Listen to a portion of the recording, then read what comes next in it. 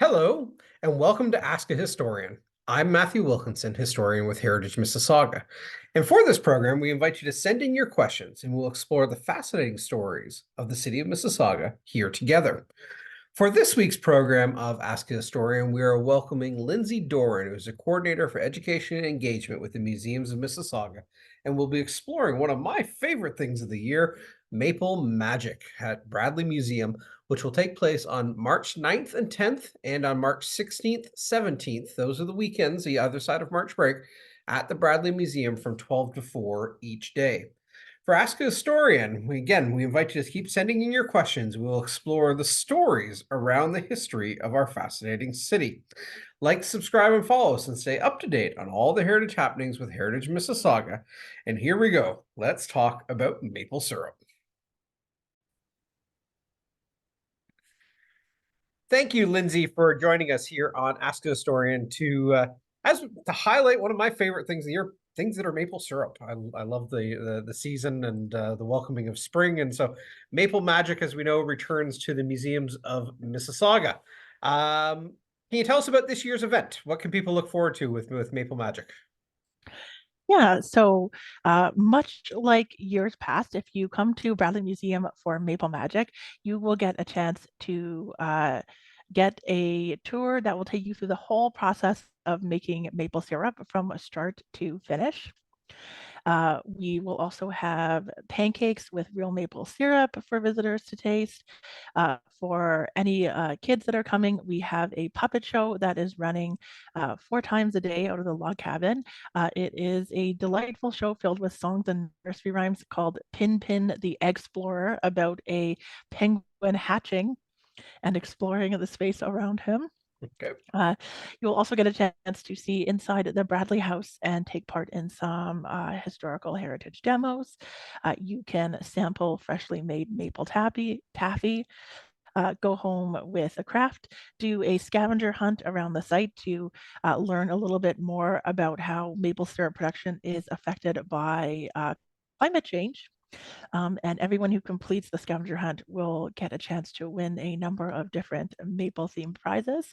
If you're looking to buy some maple goodies, you can check out our maple gift shop. And depending on what weekend you come, we have some other special activities. So this coming weekend, the 9th and the 10th, we will have PAMA, the Peel Museum and Archives, on site doing an outreach for their suitcase project, which is a project related to Japanese Canadians in World War II, which connects to our current exhibit, which you can also look about Broken Promises, which is also about the Japanese Canadian experience during World War II. On March 10th, we will have a live fiddle and guitar duo playing music throughout the day. And if you come for the second weekend, the 16th and 17th, we'll have Elder Mark Salt, from the Mississaugas of the Credit First Nation, who will be working with his team to cook a number of traditional dishes that we'll be sharing with the public. I'm assuming the key ingredient being maple sugar or maple syrup. There's a definitely maple sweetness in just about everything we do for Maple Magic. And just to reflect there on the exhibits, I hadn't connected to that in my thought process, but the Broken Promises speaks, of course, to the Japanese Canadian experience and just something that's near and dear to my heart, something I've always been interested in and fascinated by. And we have some interesting Mississauga connections to that story as well. Yeah, and so if you visit, you get the kind of larger picture from the traveling exhibit we Yep. brought in from the Mackay Museum, but we also have a number of panels talking about the direct connection to Mississauga. Uh, Awesome. So, just the event, I've always been a fan of Maple Magic. I think over the years, I think I've brought my kids down every year. We've been able to come, and can you tell us a couple of stories? I'm always fascinated with kind of the idea that maple syrup connects cross-cultural across time in a sense. And can you tell us some stories? You just select a couple of highlights from yourself, just the stories that people may not know about maple syrup. it's always one of the interesting things about talking about maple syrup is this idea, like you imagine who the first person must have been that saw a clear liquid coming from a tree and not only thought, oh, I could eat this, but if I put it over heat and I remove most of the water, it's going to turn into something completely different. Um, that is going to be really enjoyable, and in our case eventually become like a part of the like Canadian cultural experience. um, of course, we know about maple syrup because it was the First Nations communities that discovered it and taught it to settlers. I think for me, the kind of most interesting thing about maple syrup that most people kind of leave the event with is the fact that it wasn't actually maple syrup that they were making a ton of in early time periods, but in fact, maple sugar. You were removing all of the water to make a solid sugar, which would be pressed into blocks or small molds or even like fancy molds. We have a wooden beaver shaped mold that would make a beaver shaped piece of maple sugar here. Um, because when you remove the water from maple, it's actually never going to go bad. So maple syrup, you'll know if you don't refrigerate it, eventually it's going to grow some mold. It might start to, if you leave it sealed and not refrigerated, it might start to turn into an alcohol. Essentially, the sugars are going to convert, which I mean, maybe you like, maybe you don't like, uh, but when you remove the water, that maple sugar is going to last forever. It's not going to go bad, so it's easier to store. And when you look at census records from the 1800s, one of the products you see being produced at farms across Ontario, even in Mississauga, uh, is maple sugar. It is a actually large thing that's being exported out and had its own kind of really fascinating and interesting connections. Specifically in the late 1800s, or sorry, early to late 1800s, the anti-slavery movement, because white sugar or cane sugar was produced using enslaved labor, which means that if you purchased it, you were taking part in that system of enslavement. And so a number of people who had beliefs against enslavement, who were anti-enslavement, would actually choose to only either make or use maple sugar as part of their belief system. I think it's a fascinating way to look at a broader history through maple sugar, maple syrup. I think those links are always fascinating to connect with. And I mean, my picture of maple syrup going to all the festivals, of course, is boiling over the fire and kind of what's the right word? Reducing the water content as you go. But all the different ways that it's been made over time, particularly with indigenous traditions, is quite fascinating. It is, and it's what I think people also kind of find interesting is even the modern maple syrup production, which is produced now in evaporators. I always like to tell people, think of it like a large metal bathtub, essentially.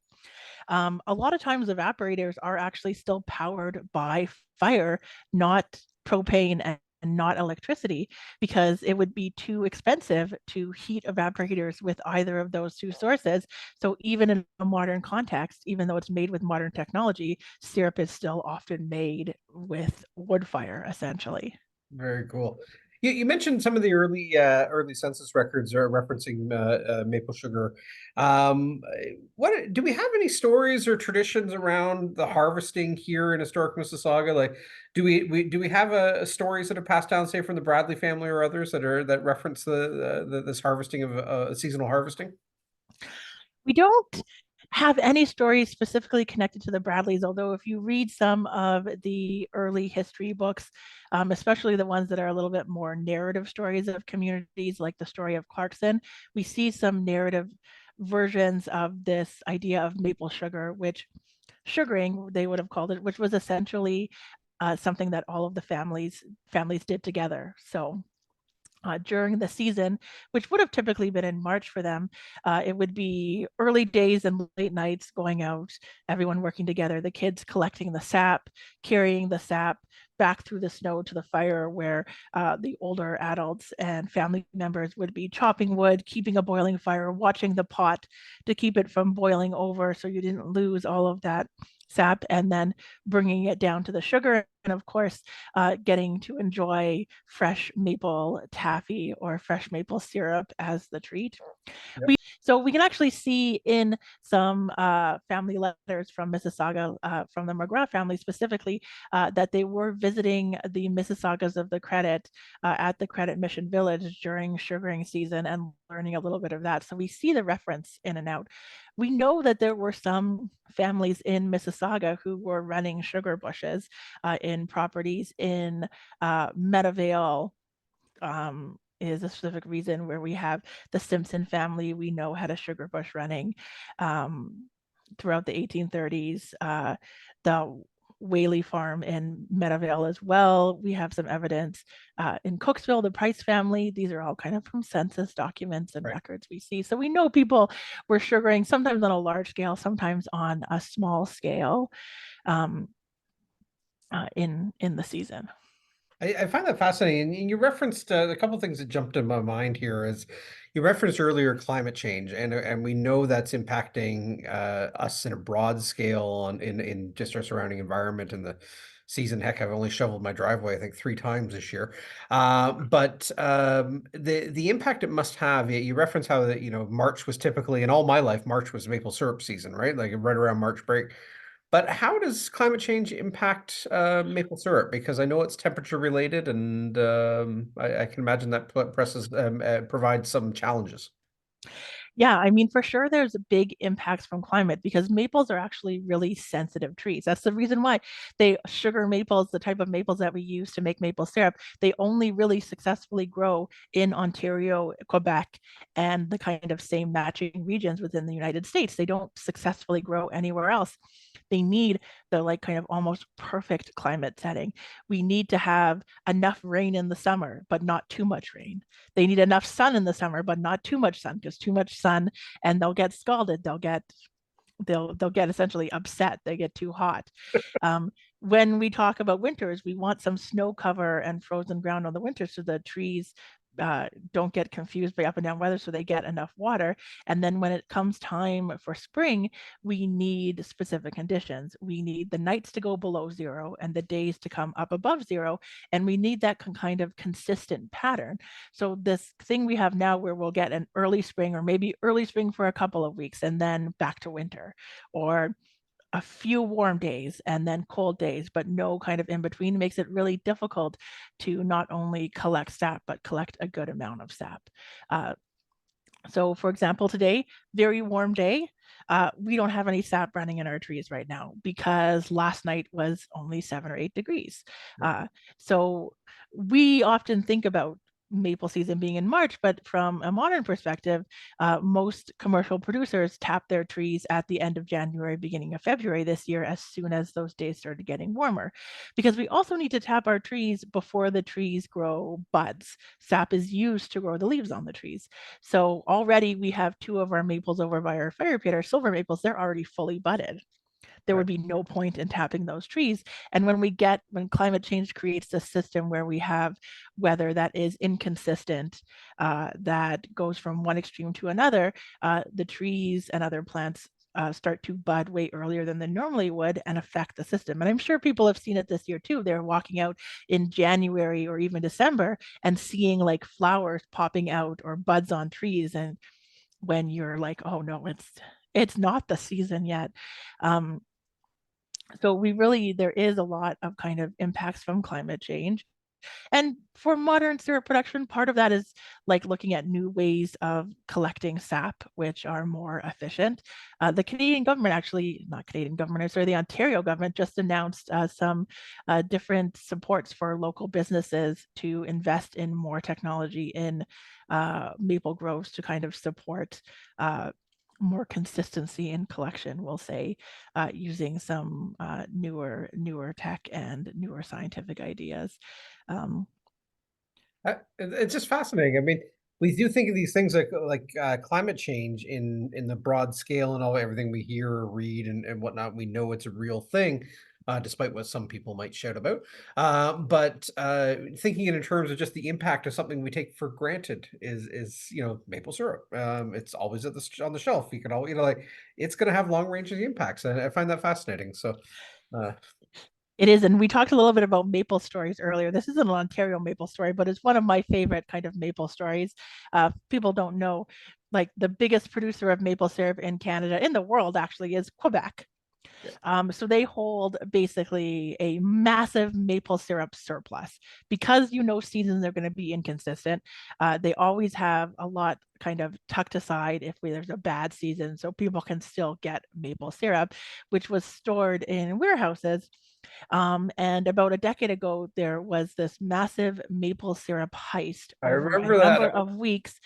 They stole barrels. They left empty barrels in the place, stole the full barrels, and actually sunk them on the bottom of the St. Lawrence River to hide them, so that they could go back, and they got caught. Like, so, but they ended up, the people behind it ended up stealing like millions of dollars worth of maple syrup, which when you think of $1 million heist, maple syrup is not necessarily the thing you're thinking of.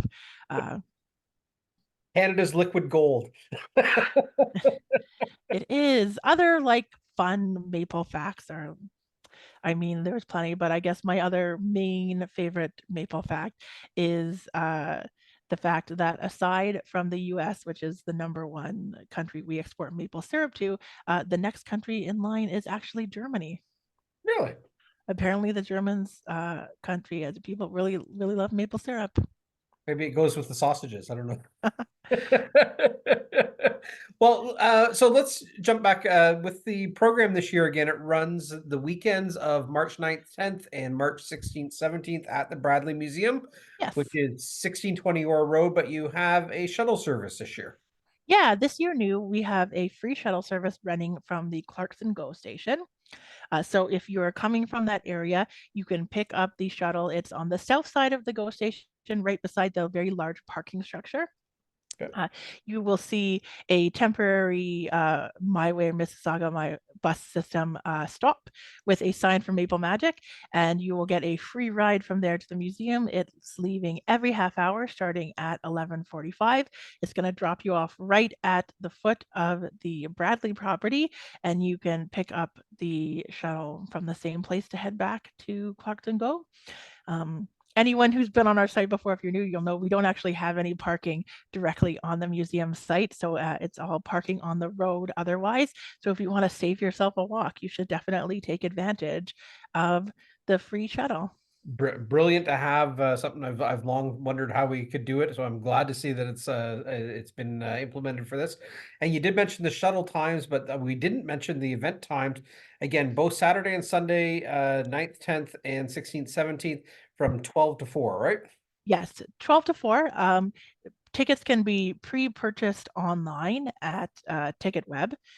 So you can either jump to the Maple Magic website, which you can find on the Museums of Can you click here? Mississauga webpage. Yep. There's a ticket link there, or you can go to TicketWeb, ticketweb.com, search out Bradley Museum, and you will find the tickets there. Awesome. And what else is going on? You mentioned the exhibits that are on with the Museums of Mississauga. I mean, the museums are open for business, for lack of a better word, outside of Maple Magic as well. What are just a couple things that you have going on with the museums that people might also be engaged with? Yeah, so we have on March 23rd, so the Saturday after Maple Magic, we are doing our tea and tour program at Beneary's Historic House, which is going to actually be a maple themed tea. Uh, you get a lovely tea and a tour. During March break, we have a camp for kids called Camp Sugar Shack, which is a pre-registered program. So that's something people can look into for next year if they were interested. Coming up in pretty much the rest of March through to the spring, we have a number of other pre-registered programs occurring at Bradley and Beneary's as well, all of which can be found on Active Mississauga. We have a program called Teacup Tinker, where you can come and turn a old teacup into something new. We have a couple of heritage cooking programs running where you get a chance to come on site and cook a couple of dishes on the wood stove or on the hearth. Some more teas as well coming in the next few months. In addition to the exhibits we have on site at Bradley and Beneary's, we also just have our traveling exhibit, We Are Resilient, which is all about climate change. It's gone up at Square One Mall in Mississauga. So if you're in Square One, you can pop by and take a look at that and learn about, in general, how Mississauga is dealing with climate change and what you can do to work towards uh, a better environment for all of us, essentially. Yeah. And it's a good thing to reflect on. I mean, as much as you know, maple syrup is a Canadian identity in a sense. I mean, it is impacted by climate change as well. And so the next time we're pouring that on our favorite dish on the weekend, perhaps, let's reflect as well that the continuing challenges that climate change presents. But with that, Lindsay, thank you. I wish you all the success. I know you're probably going to be exhausted come the 18th, but I wish you well with Maple Magic. And for anyone listening, go check out the Museums of Mississauga for Maple Magic. It is a great annual tradition here in the city of Mississauga. So thank you, Lindsay, for joining us. Thank you for having me.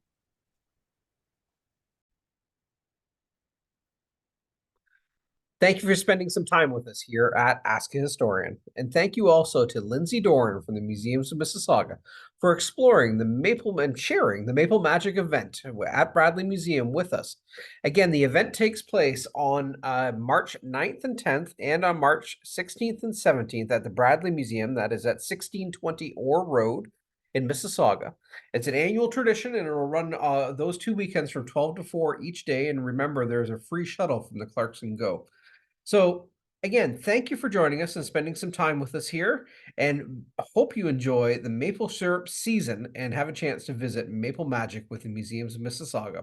And we'll see you on future episodes of Ask a Historian.